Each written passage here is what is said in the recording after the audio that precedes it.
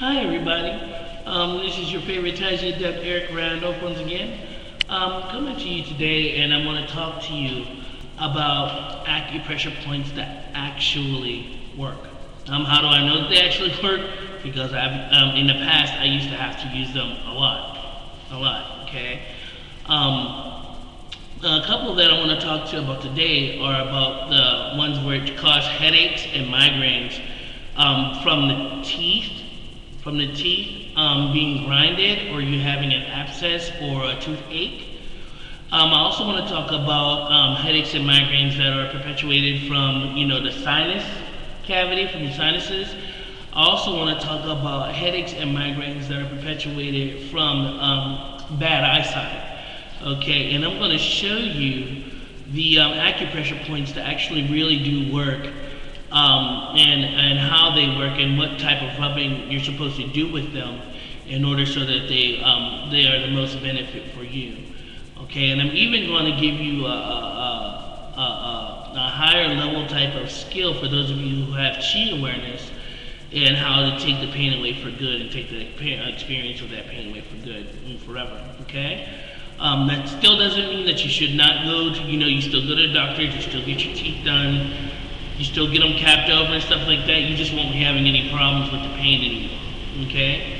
So, let's go through that. The first one I want to talk about is when you are grinding, when you're grinding your teeth a lot. When I was younger, when I would fall asleep in bed, I used to always grind my teeth. And I had no idea,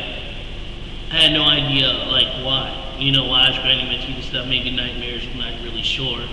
And even when I think I wasn't having nightmares, I think I was still grinding my teeth. I'd wake up and I had blood in my mouth, and sometimes I would have headaches, like severe headaches, severe migraines because of it. So bad that, that you'd have to cut off all the lights in the house in order so that, so that I could, just get some relief, or probably fall back to sleep, But sometimes you don't get a chance to cut off all the lights and fall back to sleep. So as I got older, and I've been practicing Tai Chi for so many years, I started understanding where pain comes from and understanding what needed to be done. But even beyond that, I started being able to understand and follow the path of the nerves inside of my body to the place where all the nerves were coming, where there's a nerve plexus, or where the nerves were coming together, and where that pressure point was, in order so that I could rub it correctly, in order so that I could relieve the pain.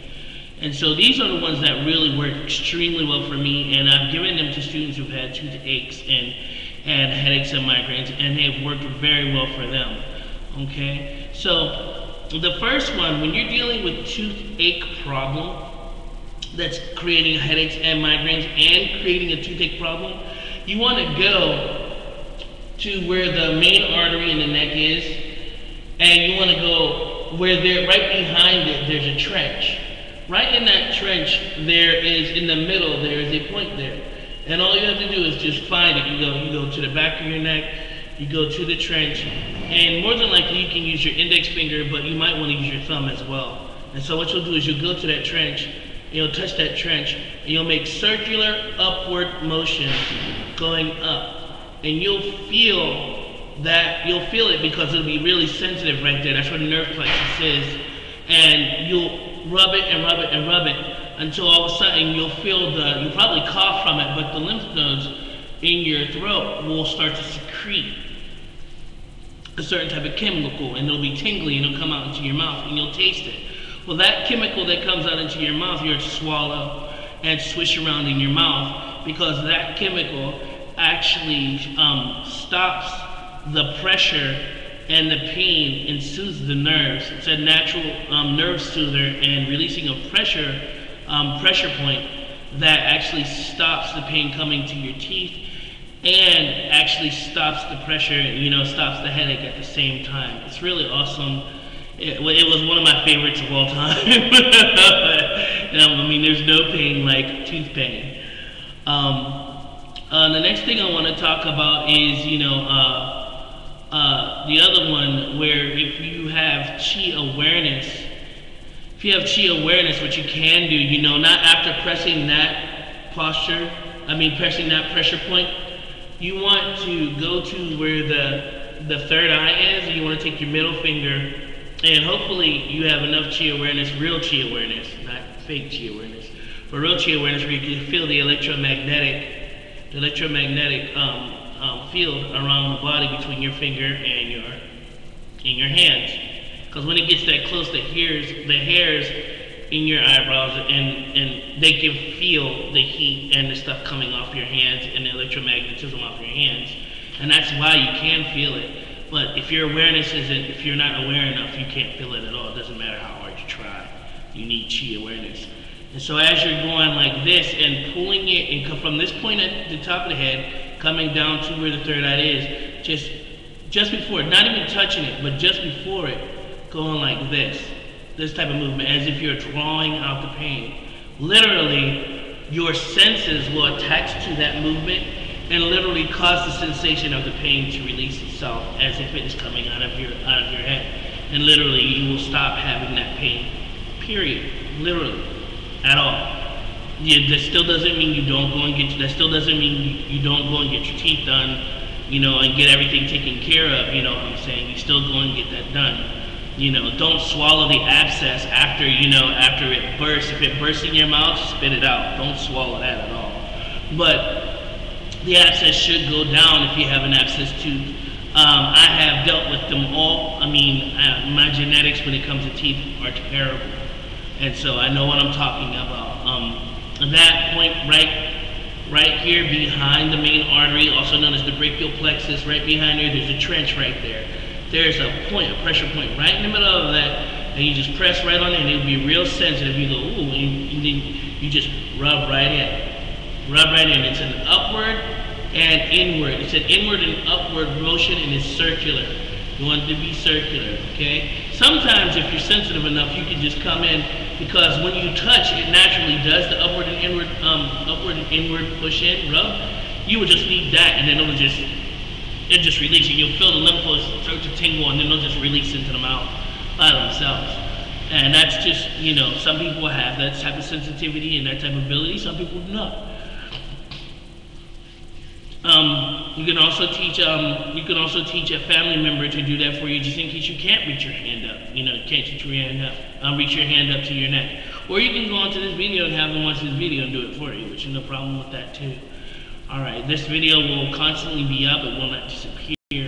This is to help you out and to continuously help you out as you go along your journey. In pressure points. The other pressure point for your sinuses, if you're dealing with sinus problems, to sinuses that are causing headaches, there are two pressure points that are not these ones. These ones are for these ones are for your for if you have eye problems, but they're right underneath those. It's like right here in this little soft patch. You'll feel it, and then you'll go from here. You'll rub this right, and you'll feel the sinuses start to drain into your nose, and then you'll go here, and here. There's a point here, there's a point here, and there's a point here, along with this point here, that releases the sinuses, and then your nose just starts coming up. Make sure to have some tissues on you, because you'll need to blow your nose. You'll need to blow your nose probably a lot, especially if you're having sinus headaches and sinus migraines, if that's the problem, okay? For those of you who are having it because you are getting bad eyesight, you don't have your glasses or you can't afford glasses, you want to use the ones that are right where the end of the eyebrow is, right here at the top. You just want to come here and just rub back to the temples. Here, rub back to the temples. Here, you can even do it here, be like here, and rub back to the temples. Here and rub back to the temples is just as good as going here, back to the temples. You might need to use them both because they do take different path points. This one will, if you do the under one, it'll touch a little bit on the sinus ones. You might have a compounded issue where not only your eyes tired from watching the computer. That's usually how I get my problem. I'm looking at the computer so much that my eyes start to get exhausted, and so I start getting a headache. And so therefore I use those pressure points to release and relax, Or you can just walk away from the computer. You can close your eyes and you just shut it down. But just in case you can't, you can use the pressure points in order to, so that you can continue to do your work and not have any problems with that, okay?